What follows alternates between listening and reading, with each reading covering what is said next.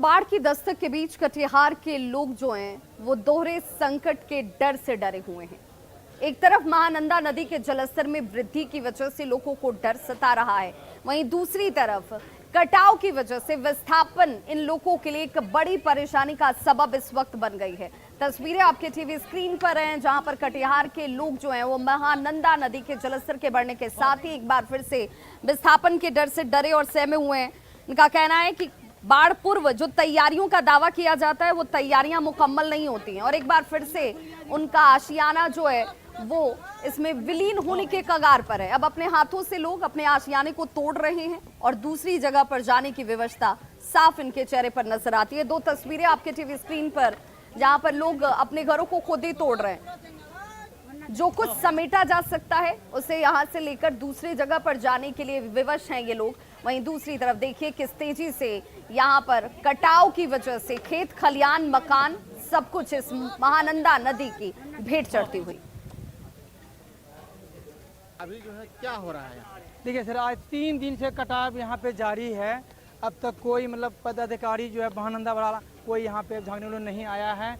लोगों का घर इसमें भीषण रूप में समा चुका है। कोई भी अभी तक में सूचना दिया गया है, लेकिन अभी तक में कोई भी अफसर सब देखने के लिए नहीं आया। अभी घर तोड़ के कहाँ? घर तोड़ के बांध के तरफ चले। आज वीसी में निर्देश दिया है, एसडीआरएफ की टीम हमारे यहाँ पहुँच गई है। वो बोट से पानी में उतर करके सीओ पूरे क्षेत्र का वीडियोग्राफी करवाएंगे और जहाँ जहाँ उन्हें आवश्यकता महसूस होगी वो आज हमें प्रतिवेदित करेंगे आज से कल तक, और उस पर फिर आगे की कार्रवाई हम करेंगे। तो मॉनसून आने के साथ ही सीतामढ़ी के लोग जो हैं वो एक बार फिर से इसी परेशानी से डरे और सहमे हुए हैं कि अपने घर बार को एक बार छोड़कर फिर से बांध पर शरण लेने की स्थिति ना आ जाए। और ऐसे हालात पर जल संसाधन विभाग का ये कहना है कि उसने अलर्ट जारी किया हुआ है, नजर रखी जा रही है, लेकिन ग्रामीण जो हैं उनकी तरफ से नाखुशी जाहिर की जा रही है। उनका कहना है कि भले तैयारियों का दावा किया जा रहा हो लेकिन ग्राउंड पर ये तस्वीरें दिखती नहीं है। एक बार फिर से वही परेशानी और हर परिस्थिति से निपटने का प्रशासन का दूसरी तरफ दावा। मैं इस वक्त मौजूद हूँ सीतामढ़ी के रूनीसैदपुर प्रखंड के भादा गांव में, और भादा गांव में जल संसाधन विभाग का यह कैंप बनाया गया है और इसमें बाढ़ के दौरान अधिकारी बैठते हैं और तटबंध पर निगरानी रखने का काम करते हैं। तो संभावित बाढ़ को लेकर आप देख सकते हैं जल संसाधन विभाग के इस कैंप में तमाम तरह की उसी व्यवस्था की जा रही है जो आने वाले बाढ़ में मददगार साबित हो सकता है। जनरेटर सेट यहाँ रखे गए हैं, दर्जनों कुदाल रखे गए हैं, बोरे का ढेर यहाँ पर लगाया गया है, बर्तन लगाया गया है ताकि जो मजदूर संभावित बाढ़ के समय यहाँ पर काम करेंगे उनके लिए खाना बनाया जा सके। तो जो स्थिति है उसको देख के यही लगता है कि जल संसाधन विभाग संभावित बाढ़ को लेकर अलर्ट मोड में है और तमाम तरह के ऐसे संसाधन पहले से जमा किए जा रहे हैं। बताइए क्या इंतजाम किया जा रहा है यहाँ पर? यहाँ पे ये देख ही रहे हैं, सारा तैयारी चल रहा है जो बाढ़ में कटाव से रोकने के लिए। अच्छा, अभी भी कहीं काम चल रहा है क्या? नहीं, अभी तो वो तैयारी चल रहा है, बोरा वोरा भरा रहा है। अच्छा, तस्वीर देख सकते हैं जो जल संसाधन विभाग है पूरी तरीके से अलर्ट मोड में है। अगर बाढ़ का विविष्का यहाँ पर ज्यादा दिखाई देगा तो उस परिस्थिति में जल संसाधन विभाग अपनी तरीके से पूरी तरीके से मुस्तैद रहेगा और जो स्थिति है, जो परिस्थिति है, उसको देखने से यही लगता है कि जल संसाधन विभाग संभावित बाढ़ को लेकर अलर्ट मोड में है। राकेश रंजन, न्यूज 18, सीतामढ़ी। तो वहीं किशनगंज के टेढ़ागाछ में नदियों के जलस्तर में कमी जरूर आई है, लेकिन जो कटाव है वो अभी भी बदस्तूर जारी है और इसी वजह से लोगों को अब डर सता रहा है कि जो पुल और सड़क हैं वो इस कटाव की जद में ना जाए। लंबे अरसे के इंतजार के बाद पुल का निर्माण कराया गया है और अगर ऐसे में ये पुल भी कटाव की जद में आ जाता है तो एक बार फिर से लोगों के लिए आवागमन की परेशानी खड़ी हो जाएगी, जिसके लिए लोगों ने बाढ़ पूर्व तैयारियों को बरकरार रखने की और इस पर निगरानी रखने की यहाँ पर अपील की है। ये तस्वीरें आपके सामने इस वक्त किशनगंज के टेढ़ागाछ की, जहाँ पर स्थानीय लोगों का कहना है कि काफी मुश्किल के बाद ये पुल का निर्माण हुआ है। कटाव की रफ्तार यही रही तो पुल कट सकता है, टूट सकता है। स्थानीय प्रशासन इस पर ध्यान नहीं दे रहा। इसकी शिकायत हम लोगों ने यहाँ से लेकर के जल संसाधन मंत्रालय तक हमने किया है। के सचिव संजय अग्रवाल जी से भी हमने मुलाकात करके उनको बोला कि नदी के दोनों किनारे अगर पर्कोपाइल दे दिया जाए और दोनों किनारे अगर स्टीच बढ़िया से बांध बना दिया जाए तो ये हम लोग को सुरक्षित मतलब कि हम लोग रहेंगे। करोड़ों रुपए की लागत से ये पुल बना हुआ है। 87 में कटने के बाद बड़ा जद्दोजहद 30 साल की लड़ाई के बाद ये पुल मुश्किल से बना है।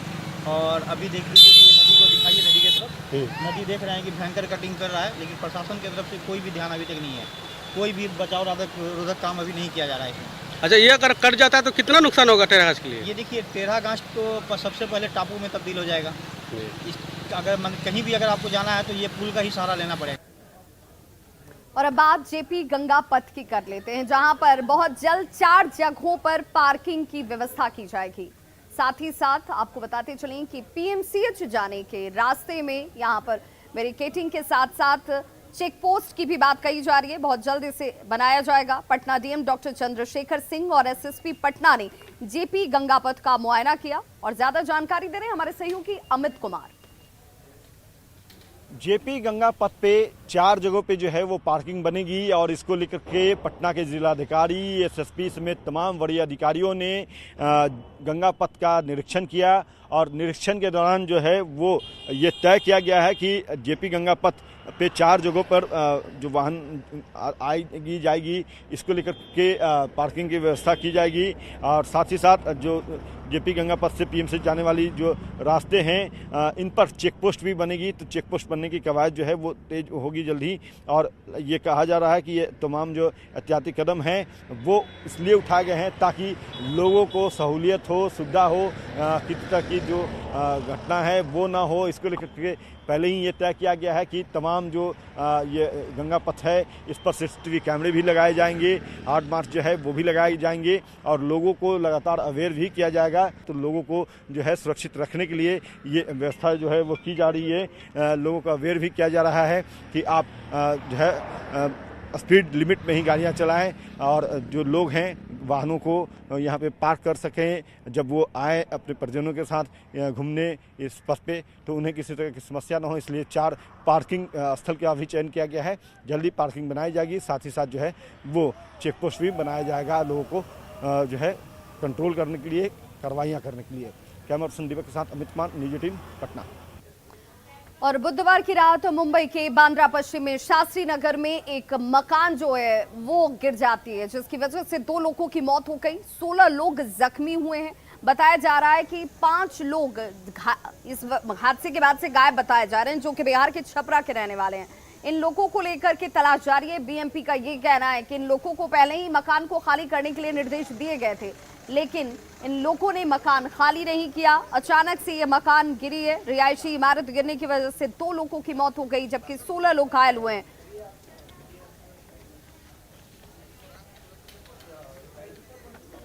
अभी तक जो भी लीगल नोटिसेस दी गई है और जो भी एक्शन ली गई है उसका पूरा एक बार रिव्यू करके अब जो बची हुई बिल्डिंग्स हैं उनको वो भी अगर अनसेफ सिचुएशन में है तो उनको पहले खाली करना, जो बचे हुए लोग यहाँ ट्रैप्ड हैं इनको रेस्क्यू करना, ये हमारी बीएमसी की अभी प्राथमिकता है।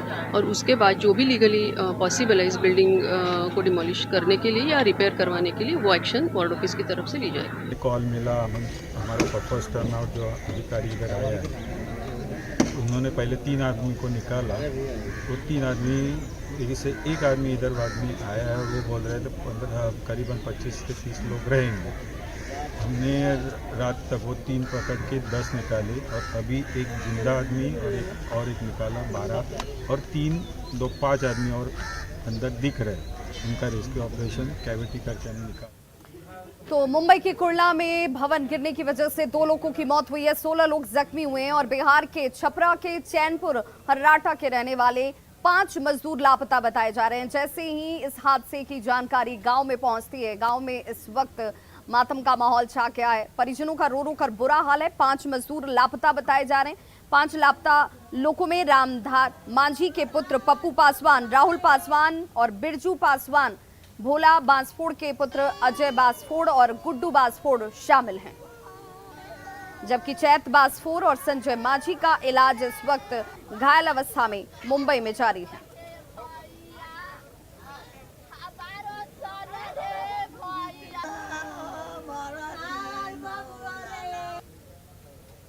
और दुमका से बड़ी खबर, जहां पर हवाई अड्डा रोड से अचानक से धुआं निकलने लगता है और जैसे ही धुआं निकलने की खबर सामने आई, अफरा तफरी का माहौल देखा गया। तस्वीरें हम आपको दिखाने जा रहे हैं, जहां पर दुमका में अचानक से रोड से धुआं निकलने लगा। हवाई अड्डा रोड की यह घटना बताई जा रही है। राजभवन के पास धुआं निकल रहा है। फायर ब्रिगेड कर्मी फिलहाल मौके पर जुटे हुए हैं। जमीन के नीचे ये आग लगी हुई बताई जा रही है और फिलहाल इस आग पर काबू पाने के लिए फायर ब्रिगेड की टीम इस वक्त मशक्कत करती हुई।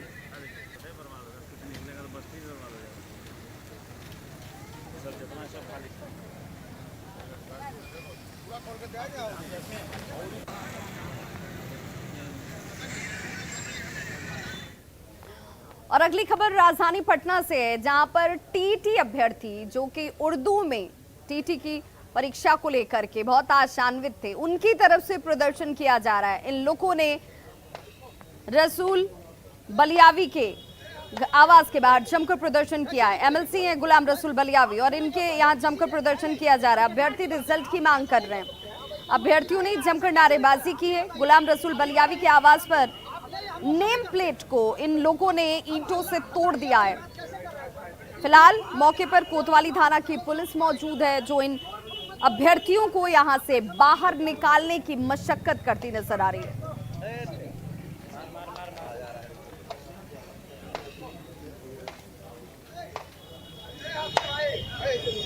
कैसे निकलेगा सर? आप सुन लीजिए पहले, किसी भी नहीं, ये सब बेकार की बात है। आप ऐसा नहीं कर सकते हैं। आप ऐसा मत कीजिए। नहीं ना, ऐसा कैसे निकले? आप ही बताइए, आप ही बताइए। आप नहीं, हम वो सब नहीं जानते। हम हल्ला ये वाली बात कैसे कर रहे हैं?